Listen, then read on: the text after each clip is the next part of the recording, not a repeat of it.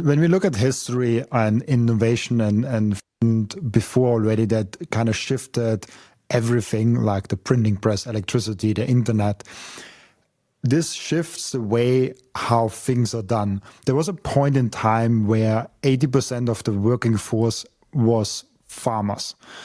When then the tractor comes along and makes things way more efficient, the people on the farm are like, oh shit, what are we gonna do?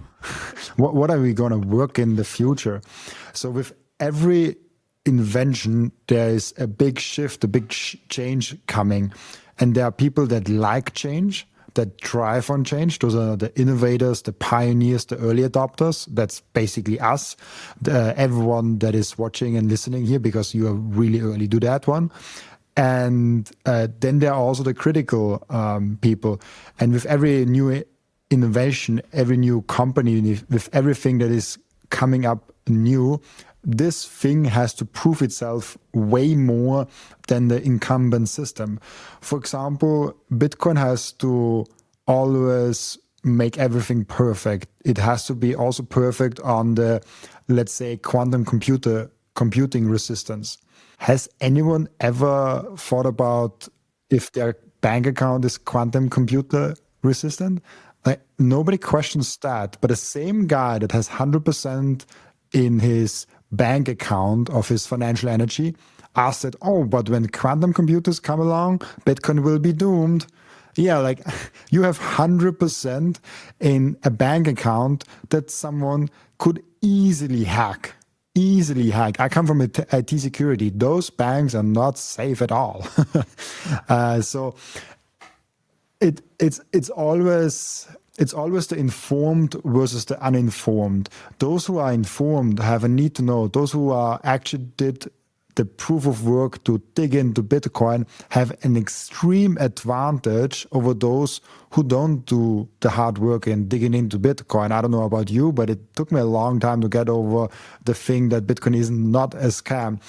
So when people then say on the one hand, oh, we are super, super bullish on Bitcoin, and the other side, I hate Bitcoin, it consumes all the energy, it will be deflationary, it will delete all our, yeah, I mean, of course, they're right with the inflationary stuff, but those people just didn't do the work why a deflationary system is better, why Bitcoin is so superior to a bank account, to real estate, to whatever you want to compare it to, as an asset, as a medium of exchange, and as a unit of account.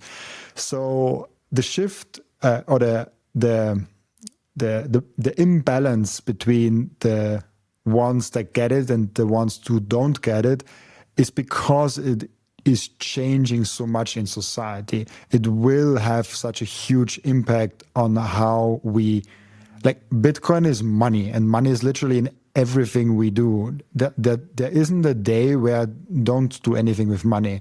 There is always either I buy a small thing, I earn something, I have some exchange, I go for dinner, whatever. Like, it's really hard to have a day where there's no money involved in that day. So having to change that fundamentally will change things in your life. And this is scary for people. And that's just the paradigm shift that we are living through. And it's normal that people tend to be extreme in those times. I've not met a lot of people that say, "Yeah, I don't care about Bitcoin." It's like they either hate it or they love it, but some are just didn't do a research. There are some honest people that say, "Oh, I don't want to form an opinion on something that I haven't dig into," and they're just neutral to it because they didn't do any research on it. But those people are getting less and less and less because you have to do research. Like either you're not researching and you just on the I hate it and don't want to look into it, or you are on the side where you research it because now it's not just a small plaything anymore. The biggest companies on the world, the biggest country in the world, they're all looking into it. So you should also look into it. Yeah,